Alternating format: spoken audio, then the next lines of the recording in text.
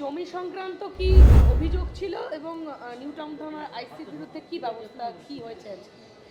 দেখুন, দীর্ঘদিন ধরে মামলার সওয়াল জবাব হয়েছে। এই মামলা নিয়ে প্রথম যখন আমরা কলকাতা হাইকোর্টে আসি, মহামান্য কলকাতা হাইকোর্টের সিঙ্গেল বেঞ্চে আমরা পুলিশি নিষ্ক্রিয়তা তার জন্য একটি রিট পিটিশন ফাইল করেছিলাম এবং তারই সাথে নিরাপত্তার জন্য আরও একটি রিট পিটিশন আমরা ফাইল করেছিলাম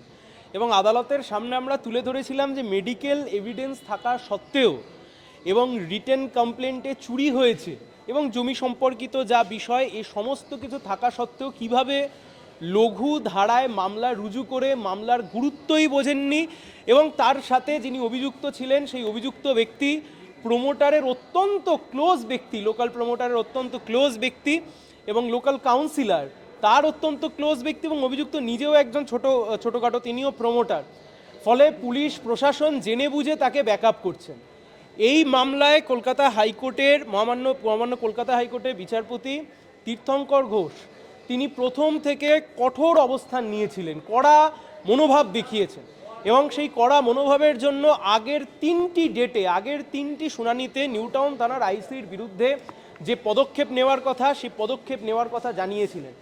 এবং আজকে যে মামলার শুনানি হয়েছে আজকের মামলার শুনানিতে কলকাতা হাইকোর্টের এই কড়া পদক্ষেপের ফলে রাজ্যের পুলিশ প্রশাসন, রাজ্য সরকার নিউ টাউন থানার আইসিকে ক্লোজ করতে বাধ্য হয়েছেন এবং জামিন যেভাবে পাইয়ে দেওয়া হয়েছিল, কার্যত অভিযুক্ত ব্যক্তিদেরকে যেভাবে জামিন পাইয়ে দেওয়া হয়েছিল তার বিরুদ্ধে জামিন বাতিল করবার জন্য কনসার্ন যে জুরিসডিকশনাল কোর্ট আছে সেই জুরিসডিকশনাল কোর্টে সেখানেও সেই জামিনের বিরোধিতা করে জামিন ক্যান্সেলেশন করবার জন্য, বেল ক্যান্সেলেশন করবার জন্য প্রেয়ার জমা পড়েছে এবং সবচাইতে উল্লেখিত বিষয় রাজারহাট নিউ টাউন সম্পর্কে গত আগের শুনানিতেও এবং এই শুনানিতেও মহামান্য কলকাতা হাইকোর্টের বিচারপতি তীর্থঙ্কর ঘোষ নির্দিষ্টভাবে বলেছেন যে এটি একটি কমার্শিয়াল জোন, এখানে ব্যবসা বাণিজ্য করবার জন্য ব্যবসায়ীরা আসেন, এটা একটা আইটি হাব। ফলে এখানে যদি জমি সম্পর্কিত এরকম বিষয় হয় আর এখানে যদি আইসি, এখানে যদি কনসার্ন পুলিশ পার্সোনালরা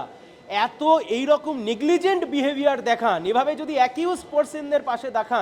দাঁড়ান তাহলে সেটা আইন শৃঙ্খলার পক্ষে উল্টো হতে পারে এবং মানুষ তার কনফিডেন্সের জায়গা হারিয়ে ফেলতে পারেন। এবং সব শেষে আজকে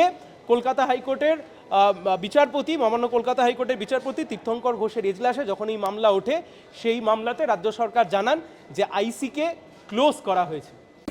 বাংলা হান্টের আরও খবর দেখতে নজর রাখুন। বাংলা খবর মানেই বাংলা হান্ট।